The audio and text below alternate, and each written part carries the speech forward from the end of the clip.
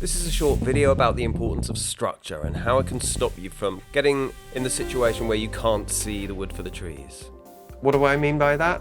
I mean about being able to think about the whole of your piece, not just focusing on tiny details. In that initial stage, you're easily distracted. Oh, I'm going to use that plugin and stuff like that. I would much rather get melodic, groove, feel. How does this make me feel? And also it gives you the chance to sort of dream up how the song can be. And I lived with that stage a long time. Too much detail at the beginning of a process is unhelpful to the big picture of what it is that you're creating. A more reckless approach to just getting something down is going to be your friend, definitely. I think, so say you're writing a song, what I would do is literally just try and get to the end. Pick a structure, so you've got your 2 verses and then your chorus, and then just trust your own musicality. There aren't any wrong ways of doing it. There aren't any wrong answers. It's you that gets to decide. And I wouldn't even really start doing bar by bar stuff until right at the end. So I think what we've got to learn from what Isobel was saying is that it's fine to go into details later on, but if you start too early, it can be a real problem. It may be about what note choices you're making at a particular moment, not going into too much detail, but it could just as easily be that you're spending ages working out the EQ of your hi-hat sound when you haven't even written the chorus yet, or getting distracted by a reverb plugin on your computer. It's something that everyone's prone to, I think. I call it screwdrivering. And I'm always worried by when a project gets to the screwdrivering stage, because it nearly always means that you're lost, actually. You're lost, but you're consoling yourself by being very busy with little details. Whereas what you really want to be doing is looking at the whole thing and thinking, actually, those details don't really matter. They aren't the point. They'll sort themselves out. If the structure is right, if the frame is right, those things will fall into place. And I'm as susceptible to this as anybody else is. If I find myself in screwdrivering mode, I think, time to get out and have a walk. So I've found this especially problematical working with students who are inputting stuff, either on sequencing software like Logic or Cubase or Ableton, those kind of things, where they're inputting stuff with a mouse, because it's so easy to get sucked into the detail. There's so many options, and so it's really easy to not see the wood for the trees. I've totally been in the EQ hole of spending hours and getting lost, even on a reverb or something, and it's only because the reverb isn't going to make the song better, but I'm leaning on the reverb. Because, of course, one of the biggest problems that any recording musician has now, I mean, working with the kind of things that we all work with now, computers and software, is the ever-multiplying number of choices.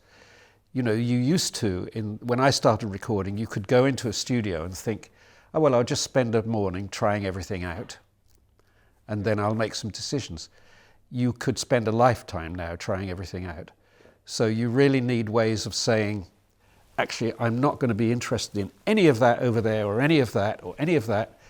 So what does that leave? You have to think of ways of focusing, actually. Don't get lost in the software. The kind of nerdy side of me loves the software as well, and I love what it does to my brain but it's creative in its way, but the software's not going to write the song. But I think getting lost can also be a really healthy thing. You can be, you're in the unknown, you're out of your comfort zone, you're on the edge of something, and that can be a very, very creative place. You have to learn with technology when to push through, i.e. to apply yourself and get through to that point, and when it's not happening. If you lose that inspiration, that feeling of something's going well, then you may as well, draw a line and start again.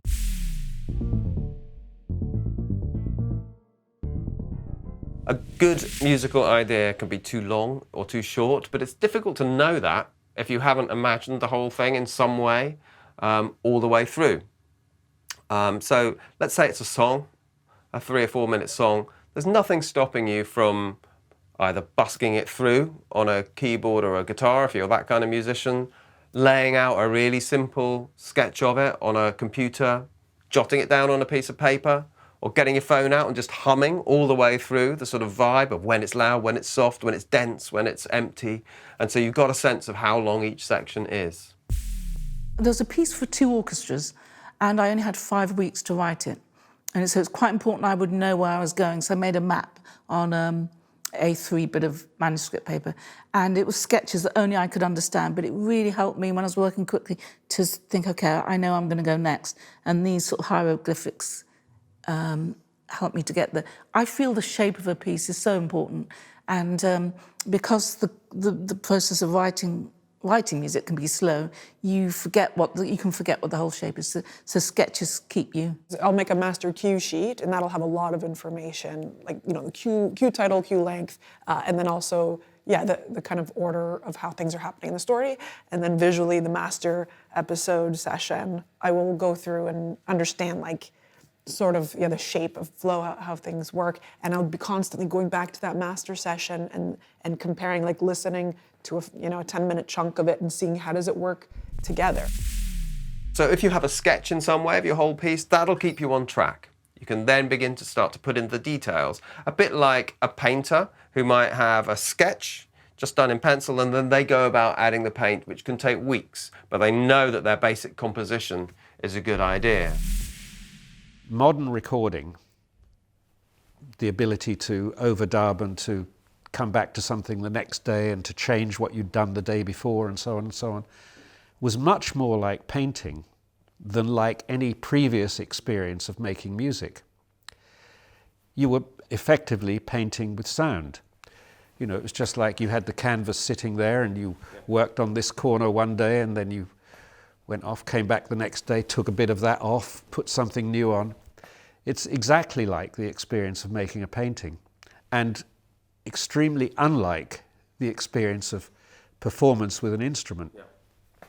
So actually this is my theory about why so many of the people who made a difference to popular music in the 60s and 70s and 80s came out of art school, because they already knew that way of working. So when I talk about how you can sketch an entire piece, I'm not saying that you have to do that before you start having any ideas. Structure can emerge from the material itself, and sometimes you have to listen to the material. I know that a lot of people believe you have to have the structure first, and then, like a jelly mold, and you put the music in that, but then you can inhibit the music. But it usually you have a sense. I always try to think of in terms of time. How do I want the audience to experience time? That to me is the beginning of planning out structure. So actually the point at which you get a sense of the overall, the wood rather than the trees of your composition might happen quite far into the process. But it will emerge, and whether you like it or not, your piece is going to have a structure, so you might as well know what it is.